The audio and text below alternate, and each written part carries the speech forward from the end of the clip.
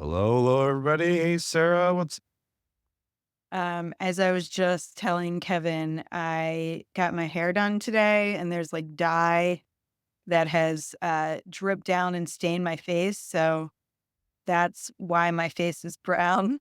If you are just listening to this on audio and not watching the video, that's good. Don't go look at the video. But if you are, you'll see that my face is a little weird right now. I fix it's that all at good. no time.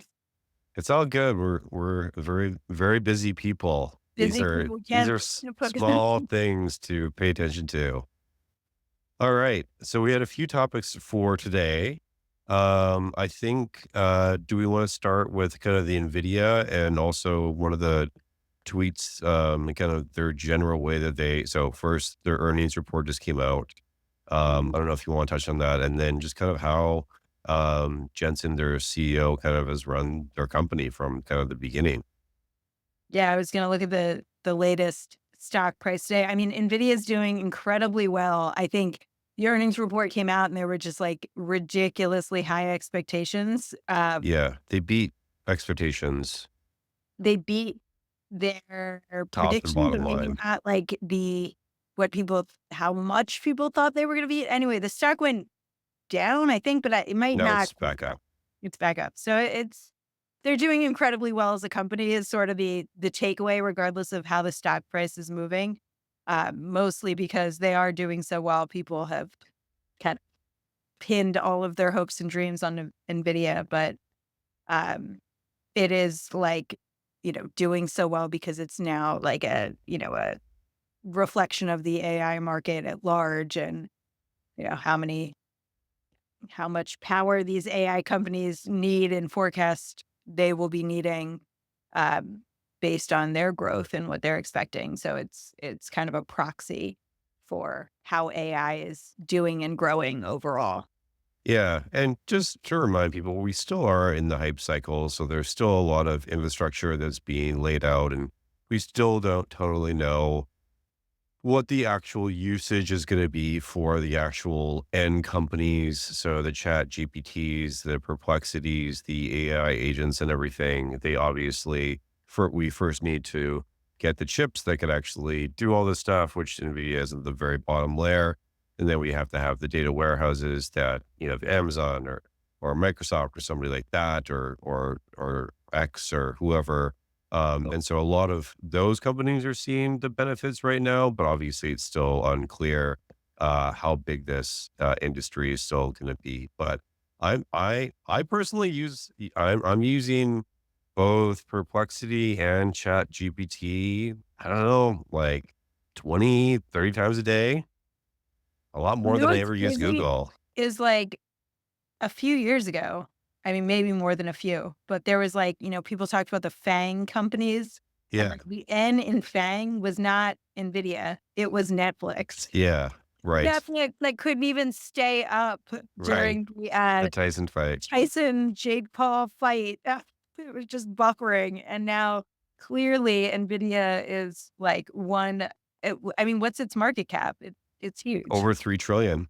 Um, so is it I mean, it's one of the top market cap companies. Yeah, yeah, yeah, Yeah. yeah, yeah. No, it's definitely Uh, up there. so, yeah, and really like a lot of initially, like, they were chips used for, like, gaming. Yes.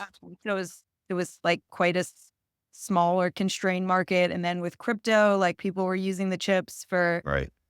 I don't know, crypto mining or whatever crypto uses, which expanded and got kind of NVIDIA on the map. And then obviously AI has like catapulted it out of the stratosphere in terms of its value and market cap. Well, I think this kind of goes to like what a lot of what goes into startup success, right? Like you obviously need to be doing something differentiated, right? Where Nvidia was building for video games, which their graphics card were much different than the traditional like Intel chipsets and everything that were going into everything else. And so they kind of carved their niche out there. But it took like 30 years for them to get to where they're at today, but they continue to focus on that. They thought that video was going to be a really massive thing. And it just kind of happened that all of these AI companies need this massive compute, and the way that they actually engineered their chips is actually better than anybody else has.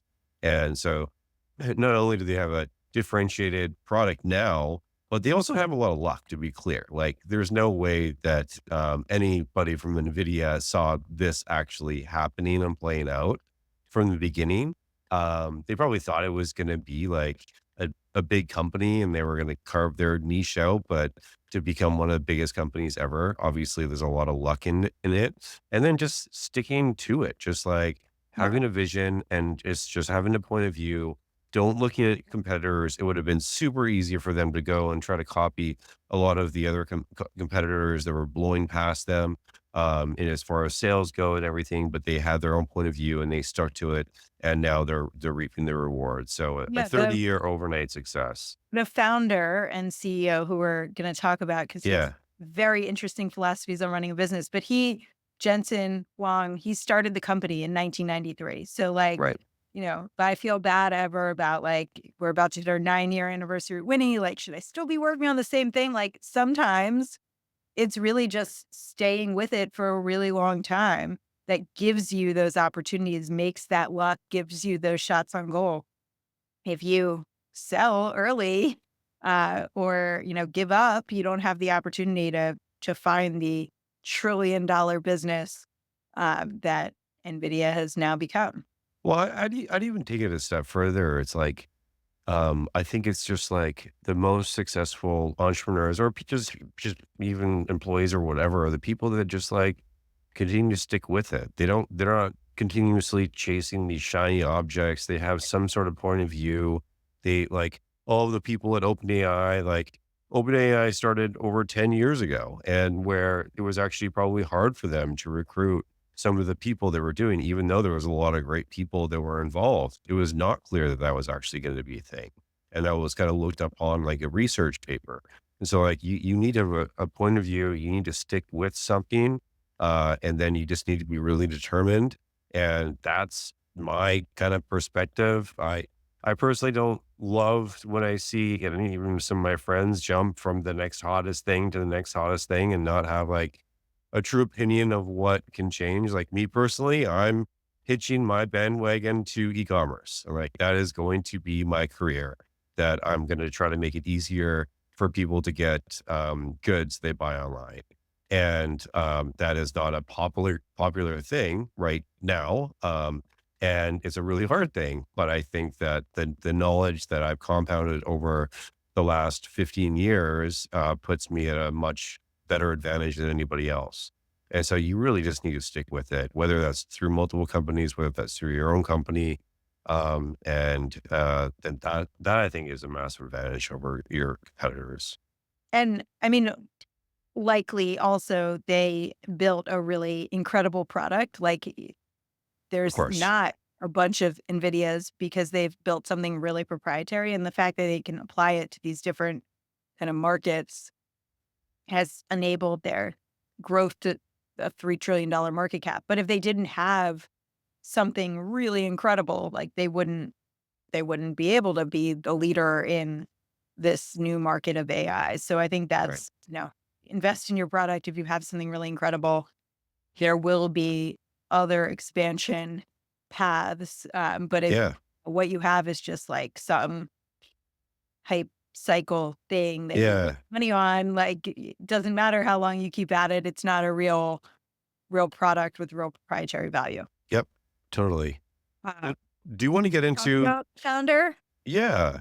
And yeah, you want to take it from here? I'm bringing up the tweet. So Yeah. Jonathan Swanson, he is the founder and chairman of Thumbtack. Yep. Um, he tweeted, NVIDIA keeps crushing because Jensen runs it unlike other CEOs. No one-on-ones, no 1 or 5 year plans, no status reports, and he has 60 direct reports. Right. Once you see why he does it, you can't unsee it. Then he kind of goes into detail, like basically he has 60 direct reports so that the company has fewer layers. Um, he wants like 60 people in the room when he's discussing problems so that everyone learns the same information. It's not translated a million different times. Uh, he doesn't think status updates are useful. He wants people at NVIDIA to email him their top 5 things regarding whatever it is at the top of their mind. And he reads hundreds of those every morning. Um, he, is really good at delegation, empowering people. Um, But, I think that one of the a lot of there was a lot of buzz on X, because of this no one-on-ones, uh, you know, Yeah. component of it, and I'm wondering, how do you feel about the no one-on-ones? Do you do one-on-ones? How do you think about that? I definitely have always done one-on-ones, um, after a certain size, and that's I don't know, I guess that's probably like 10 or 15 people. But honestly, like, this makes a lot more sense. He got more one to do one-on-ones anymore. Like, it just gives like, if you think of the CEO as the person that has the maximum amount of leverage Right. in the entire company, like, one decision made from the very top can have the biggest leverage. Like, should you really be, like, a hands-on manager? Like, should you be coaching people through their careers? Or should you have people that are going to report to you that can just get stuff done, tell you what they need, fix problems, and like allow you to focus on the more strategic things, which can be recruiting other amazing people, other new product lines, other partnerships, or raising more capital, or all the other things that a CEO should be probably doing. I don't know. I think this makes a lot of sense. One-on-ones typically are like, what I've been taught is like, they're for the actual employee, right? It's like they Right. come and it's 30 minutes typically, either once a week, once every 2 weeks, and they'll kind of give you, it's not supposed to be like a check-in or status reports. It's like, how are things doing? How are you doing? All of this stuff. Like, if you have 10 direct reports, that is a lot of time potentially wasted versus maybe hiring different people that don't actually even want that and then just can execute on that. I don't know. What are your thoughts, Yeah. Sarah? I mean, I hate doing one-on-ones. I do them, but I don't like them. So what I've done to make them more palatable is like you have to have something you want to talk about. Like if we don't have content, we're not just gonna shoot the shit. Um, w- you know, we can do that for much shorter. You don't need 30 minutes or an hour to shoot the shit. But if we have real stuff we want to go deep on, like, yeah, then of course, like this is how we work together and work through things. I do have like one weekly meeting, which is with like the leaders in the Of company. course. Um, and that I feel like is the most useful and important meeting of the week. And where everything is kind of decided so that we don't have to have all of these different individual meetings, work things out. So I obviously don't have 60 direct reports because I don't have 60 employees. Yeah. But I think that is like the right vibe to have, not everything is relevant to every person in that room, but Right. just get us all together at once, make all the decisions we need to make, look at the metrics that are important, um, and have everyone there rather than like trying to split it up and protect people's time. It's like, let's just bring everyone in, have everyone have the same information and go. Yeah. And another thing to note, and this tweet doesn't say that, but I know that Jensen was really around like getting everybody together so everybody has the same information to go off of. Yeah. No, yeah. It's a whole thread and it goes into that. Oh, okay. But um yeah, I mean, I think though maybe the no one-on-ones is a little bit like, a cute thing to get attention. I expect that you can still meet with one person at a time as needed, but I think it's more like, with the no status reports, like you don't just meet for the sake of meeting or, shooting the shit or talking about career development and other fun topics. Like have a time and a place for that. I'm not saying Yeah. never talk about that stuff, but you don't need to do that on a weekly basis or a biweekly basis. Like you should be working on the business and you can meet one-on-one, but like you best be actually getting stuff done. Those meetings, What do making you how do you think this works for middle management? yeah. I mean, I will also say, like, I think there are some roles that do need to be more closely managed than other roles. Um, and that could be why you hire a manager.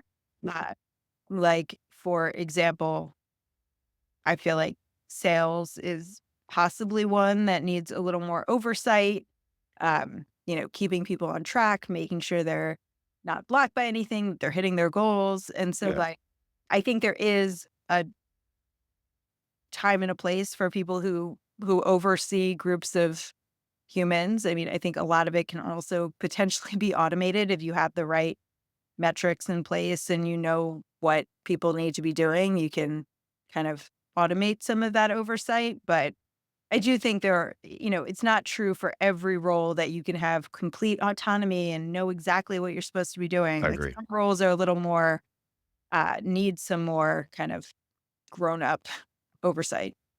Yeah, it is kind of interesting that he's taking it to, like, this, like, 60 direct reports, like, nobody has any like that. That's very extreme. I've never heard of any CEO doing this, but other people do different versions of it.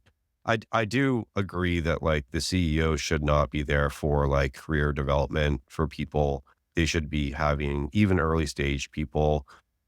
You should hopefully you're able to hire more senior people, or if you're younger in your career, you just need to kind of like do it on your own, and like you're not there to kind of help people grow in their careers and all that. Like you're trying to get together for this crazy mission that's going to be impossible, and everybody should be running at 100 miles an hour, and you don't need as many check-ins. But there are important times that it's like, hey, we need to get some time to discuss this like crazy thing that has happened or whatever. And that is outside of the one-on-ones. I feel like the one-on-ones are like a weekly thing that it's like, regardless of what's happening, you have to meet for 30 minutes or an hour. And it's like a lot of those times it's like you don't really have anything to say. And both parties probably like, when is this going to be done? Yeah, I feel like sometimes I get in a one-on-one and, like, they're just, like, rattling through everything they did the previous week, and I'm like, "Look, like, I don't care." Yeah, like, what do you need me to weigh in on? What do you need my help with? What's, like, coming, down the pike that I should know about that's Yeah, important?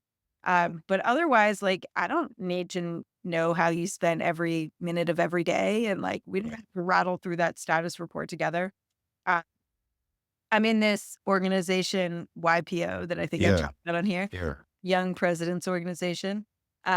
And when we give updates to each other, this is like the whole YPO does this. You talk about like the top 5% and the bottom 5%. The idea being don't don't update on the status of something if it's just kind of going as planned.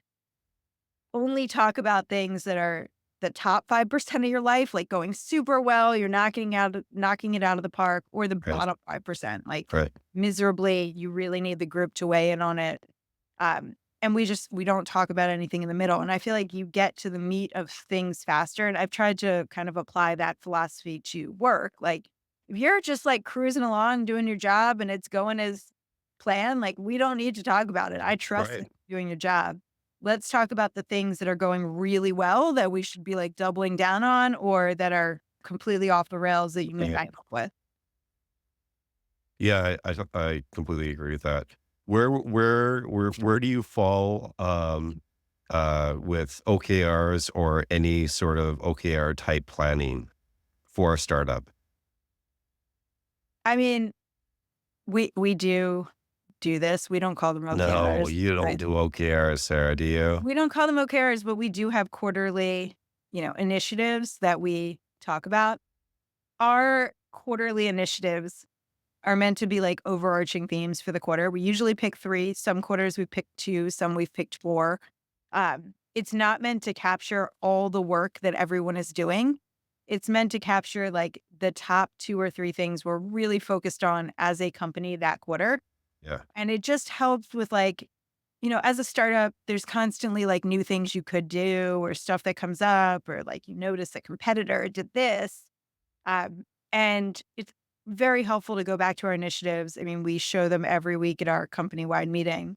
Be like, if this doesn't fit into an initiative, like we probably shouldn't be working on it this quarter if it's Right. like something we didn't plan to do. Or do we have new information that these were actually the wrong things to focus on? Usually we're like, no, this is still the right thing to focus on. And this other thing that seems cool is just like not relevant this quarter. Right. So we do that. And we do have kind of like metrics that we're trying to hit every quarter, every I think month, that's important. I think that's really important. which are kind of like, I was at Google. And so like who Google invented OKRs. So the objective is kind of like our initiative. The key results are your metrics. Like they should be very measurable things. I think where Google went, where it's way too much for us as a startup is like they didn't just have company OKRs and team OKRs, but then every Personal. single Who cares? employee had Yeah. OKRs that were supposed to roll into the other one. And it was just like, it's too much, too many OKRs. And I think like at a company level or potentially a team level, it makes sense. But the individual level, that's more like I remember I would put things on my Google OKRs that were like, work out 3 times a week. Like that doesn't need to go in a Yeah. Oh my god. This also reminds me of, okay, this is, wait, who is this here? Here's another tweet. DD from Menlo Ventures. Uh that basically um he thinks this is an exaggeration, but there was a lot of software engineers, not just at Fangs, who he knows personally, who literally make 2 code changes a month, few emails, few meetings, remote work, less than 5 hours a week for 200 to $300,000.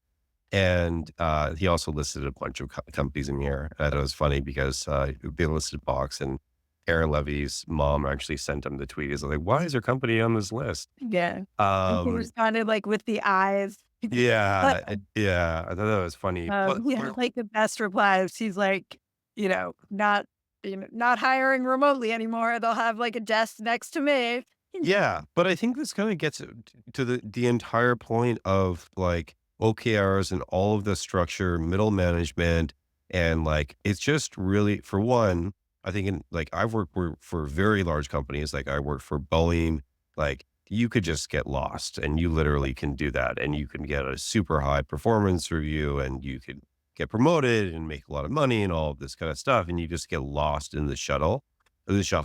And I think that at a startup, you need to like kind of remove all of that and make people accountable. Yeah. And if they aren't hitting these things, they're not like, if you have an in-office policy, they're not coming in, like they're not getting their work done, they're not doing whatever, you should fire them. Like, I think that, Yeah. I feel like in the startup culture, it's kind of shifted to be like, everybody, you need to make sure everybody feels happy and safe and everybody, and now it's like, no, we need to actually do what's best for the business. I don't know if that feels the same way to you in the startup landscape now, Sarah. Well, I think it's switched from being a market where it was just incredibly hard, Yeah. hire talent, and so you had to, you know, give everyone all these perks of, work 1 hour a week and get Fridays off and, you Work know, 1 hour a week. What company is that? um, all these ridiculous benefits to now, like, we are in this place where there are some companies where people are coasting, but I think, for the most part, like, people do want it is a employer's market right now. There's plenty of Totally is. really talented people that are looking for jobs and want to work hard. Uh, and so I think part of the challenge is just if you are a really big company, which all of these companies on the list are, and you have remote employees, it can be really challenging to know if everyone is giving it their all. And there's certainly people that are kind of taking advantage of the system and kind of in the old model of like, we don't really have to do all that much because it's so hard to Yeah. hire talent.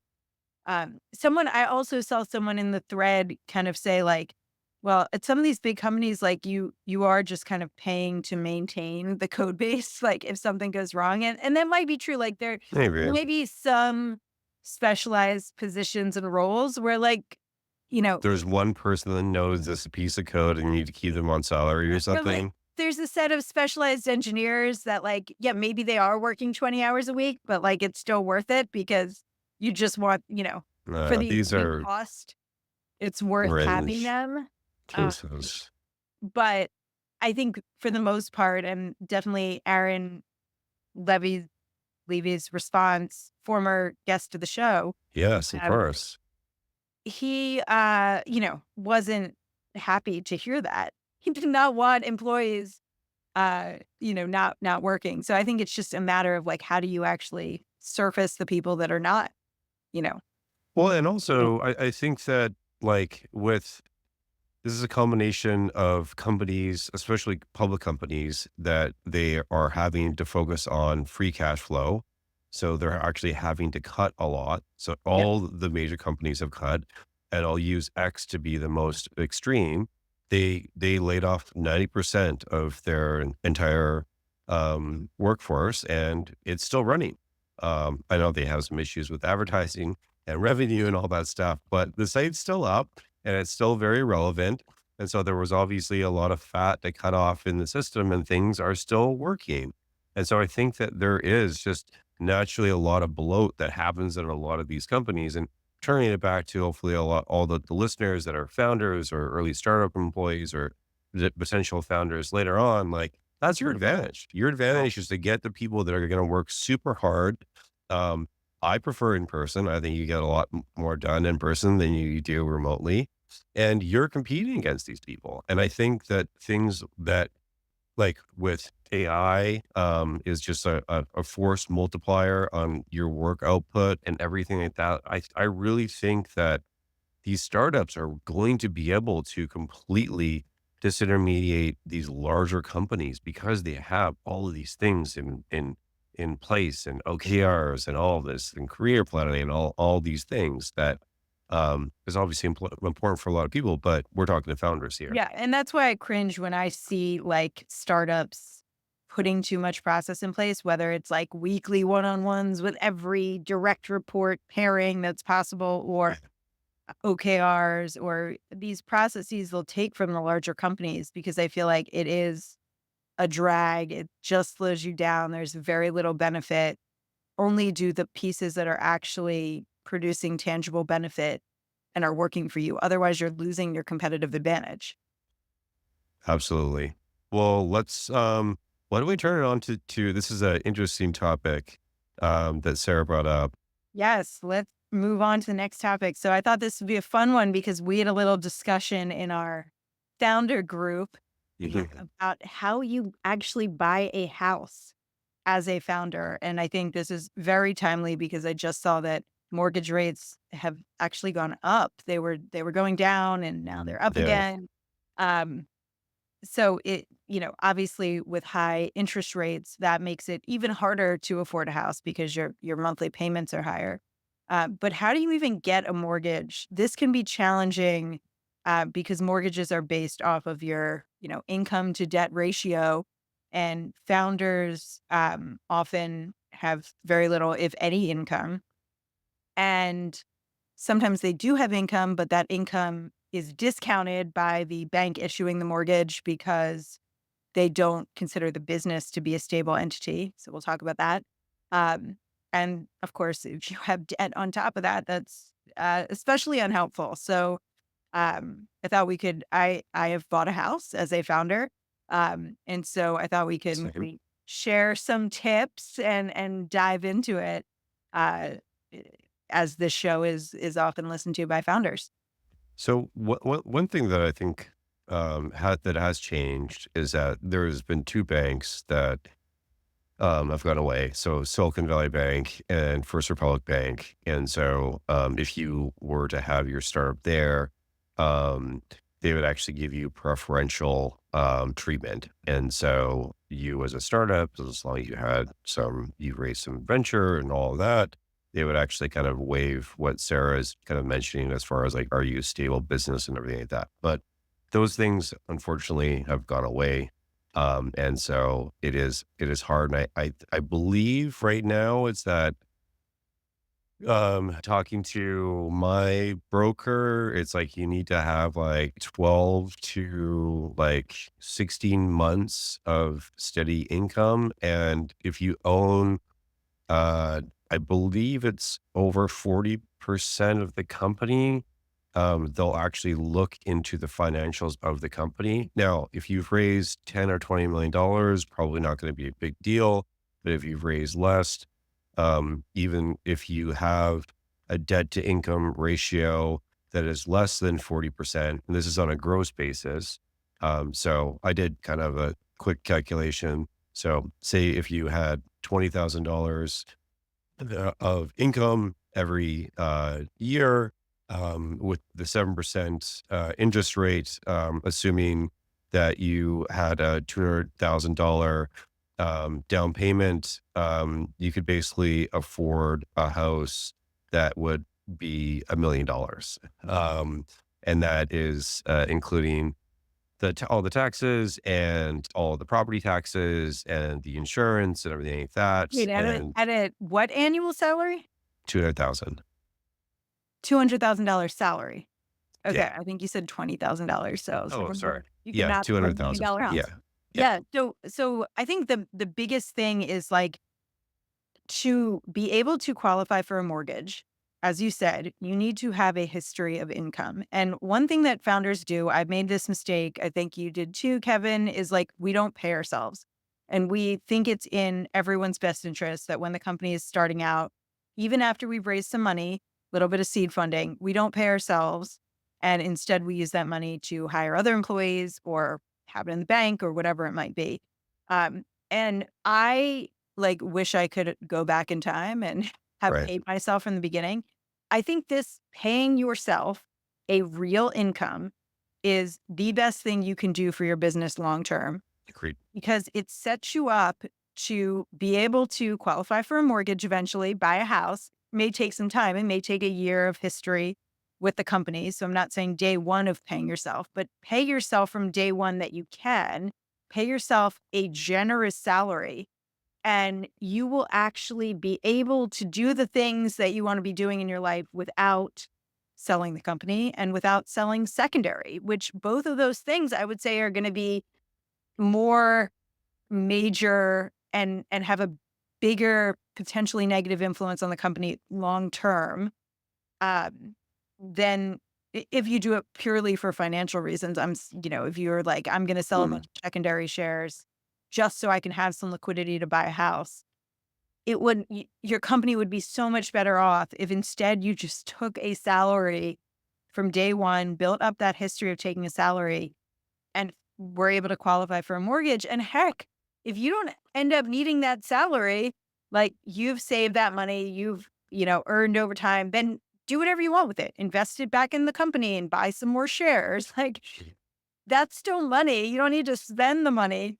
But paying yourself is the number one biggest thing that I think every founder gets wrong in the beginning, and is just so helpful down the road. And it's hard to like you can't just start paying yourself and expect to qualify for a mortgage because they do want to see this history.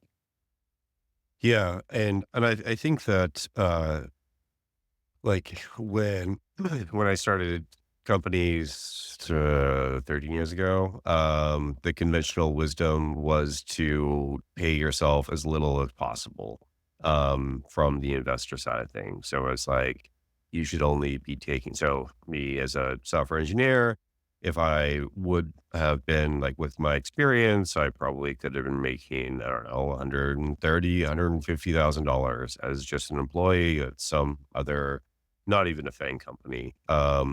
And that probably an investor would have liked to see your salary at like 70 to $90,000.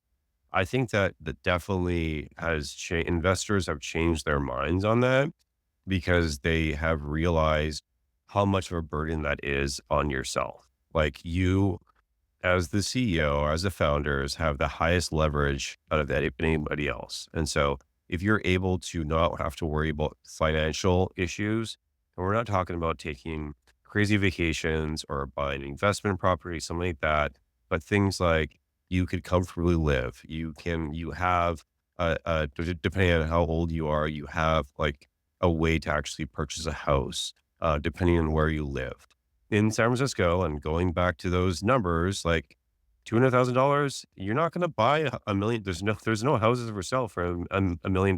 You Yeah. just won't. So you're going to have to pay yourself more than that. Maybe like a studio condo somewhere. Maybe, and maybe if you're in your mid or late 20s, that's fine, and that's great. Um, but I think that you need to be realistic, and I think that, any good investor is gonna see that value. I also do, like when founders do take secondary out of the picture because it just makes everything a lot easier. Like, you have to think about your life as well. So, a typical person, and not everybody goes through this life path, but, well, you'll get married and you'll have kids and all those things like that stuff, like it really adds up. And Oh, yeah. if you don't plan on that early enough, like it's really hard to change. And like, how are you going to afford a down payment? You gotta have that 20-25% down payment. Now you obviously don't need to purchase a home and you go all in into your company, which I actually did follow early in my career other entrepreneurs that had much better businesses than mine that just went all in their company. But unfortunately, that does not work out as Yeah, well and for even if me. you don't have purchasing a home on your radar, I think given the history that banks wanna see to issue you a mortgage, like, it behooves you to just start now with paying yourself. I mean, the other thing that, um, is a possibility, I think it's a less of a not every mortgage lender does this, but there are asset-backed mortgages, so if you really just don't have income, like maybe you have not uh, e- raised funding, maybe you're self-funding your business, uh, then you can get a mortgage based on your assets, and basically like they calculate how much you're earning on those assets, and that the income piece. So you do have to have like a pretty sizable amount that of investable assets for that to be um, kind of useful. Because if you think about like a 5%, you know, rate on your $1 million, like that's the income piece that they're basing it on. So that's what, $50,000. That's not a lot of income. So like you actually need a lot of assets for this to start to be a interesting option. But there are some mortgages that are based on um, assets in the bank, or will include that in your income in addition to your W-2 income. Right. And also I'd say that so we're talking here to venture founders. If you're bootstrapped, like you're most likely probably are not going to be able to do this, unless your company is doing fantastic, which that's amazing. But also like I think like the average seed round is like between 2 to $2.5 million. So even if you are in the Bay Area and you have been in the industry for 10 or 15, 20 years, like you should be paying yourself like a few $100,000 a year, in my opinion. And that is not going to take away from the runway of the company, at all. And it's more important for you to be able to focus on the business and not have to focus on these things. I'll say personally, if it was just me, and so I'm married, I have 2 kids. If it was just me being single and I was living in San Francisco, I would just rent. I would rent a studio apartment and I would not care about that. But, if you have a partner, they may have a different point of view, which can add additional stress onto, you continuing on with the startup. And so I think that any good investor, should really take that into account, whether that means paying you more on salary or any sort of secondary that you're going to be going after. And really, just if you're looking to do that, just plead the case. It's like this is going to allow me to focus more on my business. this is going to remove a really big stressor. Financial issues are really big stressors in people's lives. And this it could potentially remove it from that. Yeah, I think that's also a very good point. You obviously don't need to buy a house, and No. renting can be a great option. And like, I think there's, maybe still the perception like the American dream is you own a house with a white picket fence and two and a quarter children or whatever it is. Um, Obviously, like you forge your own path, and owning a house is only meaningful if it matters to you. Yeah. But if you want to, at some point in the future, own a house, I think it is important to realize like that process has to begin years in advance to qualify for a mortgage. The other thing I have heard people say is like, oh, I don't need to worry about a mortgage because at some point I'll just have liquidity and I'll just be able to pay my cash for a house. And I just want to like caution that that is essentially, throwing away money, because this is, a down payment for a mortgage is typically only 20% of the purchase value. So the amount of house that you can buy when you only have to put down 20% and then you can get a mortgage for the rest at a reasonable interest rate, basically the rate your cash will grow at in the market, in the stock market, um, you are, able to invest that money and not have to just have it sit in a home. Uh, Right. so you're leveraged. So I think, obviously when interest rates are low, it's more beneficial to uh, have more of your have a bigger mortgage. Right. But I just think it's kind of I guess, a little bit of a silly concept to think that you would not want a mortgage. Like, you will want a mortgage because the amount of house you can buy, the value of that house is going to be so much higher when you have a mortgage versus having to actually pay mostly cash for a home. Yeah. I definitely I'll push back a little bit on actually even owning a home, but this is also it goes to it's not even up to you yourself, right? If you have a family, you have a partner to consider, and there's other intangible benefits of owning a home, which means like you may want to remodel it, and it may just be the thing that is important to your spouse or something like that.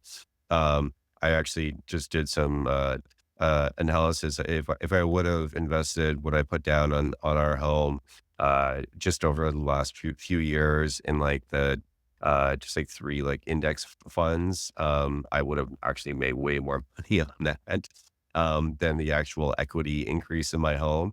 So Yeah. as a financial decision, and this is As a and financial instrument, I think buying a home is a pretty poor one yeah, because you're locking yes, up your money, the money you put into the down payment. It's- You cannot get yeah, that it's not liquid money at back all. out. Yeah, Um, Generally, I mean, of course, there are some markets where home values really appreciate, and there are real estate investors that make lots of money.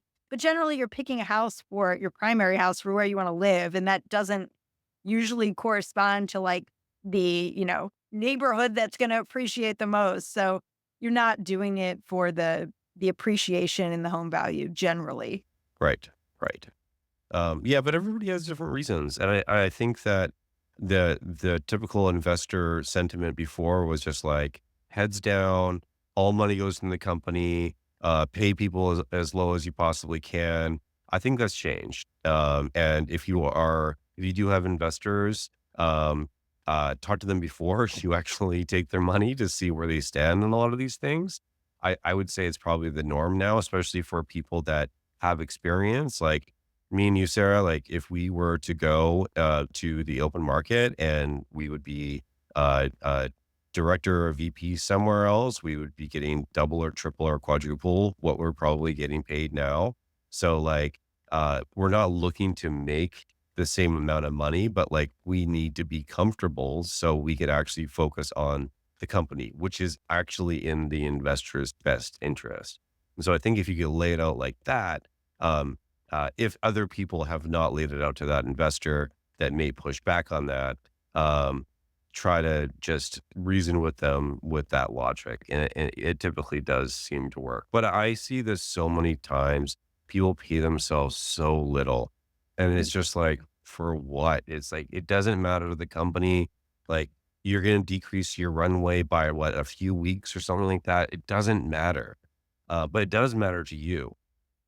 Yeah, the other thing we should point out is that, like, if you are buying a home with someone else, like your spouse, partner, a friend, obviously, like, you can me the mortgage is for all the owners of the house, and so you can combine your income and also your debt together. Um, so I guess from a timing perspective, like, you never wanna make, like, huge life decisions solely based on, like, the mortgage you can qualify for. But if you have, like, partner in a well-paying position, at a stable job, and, like, you are just Yeah, that's a starting good a point. company, and maybe, your spouse wants to come work at your startup or also start a company, like, maybe you stagger that a little bit until after you qualify for the Mhm. mortgage. Remember, you just have to qualify for the mortgage once, and then you obviously have to be able to make your monthly mortgage payments, Right. but assuming you can do that, like, it's often harder to qualify for the mortgage than it is to actually make the payments. So if you have someone with a stable position, it's just worth thinking about, maybe now is the time to buy the home if that's in our dreams. Even if, mortgage rates are a little bit high right now, you can always refinance and get a better interest rate later if they come down. All right. Final question for you, Sarah, on this. Yeah. Then we'll end this. What is your prediction on the interest rates for mortgages over the next 6 to 12 months? So everything I'm reading says, like, they'll eh, maybe come down a little, but not substantially. Like, nothing is substantially going to change where it's worth, like, timing the market. We're not going, I have a 2.25% interest rate on my mortgage. Wow. No one is getting that ever again. Near future, I think, is what everything I'm reading says. Um, that's definitely been a consideration for me and thinking about, like, gosh, I would love a bigger house, but, like, You can't move. You literally for can't the move. exact same price of my house, I would be paying, like, double or more, uh, given the change in interest rates. So you are a little bit stuck if you get Right. that kind of amazing interest rate. But, no, I don't think anyone should hold out for that because it's not happening Yeah. anytime soon. And if it does happen, you refinance, like, $1 to refinance your mortgage, and then you get the better interest rate. So there's really no down, like, if you want a house now, there's really no downside, and you can afford one, like, you shouldn't try to time the market and wait, because you can always refinance. Right. All right. Let's end it on that. All right, Sarah. See you Um, later. Thanks, everybody, for Happy listening. Thanksgiving next week. Happy Thanksgiving. Bye.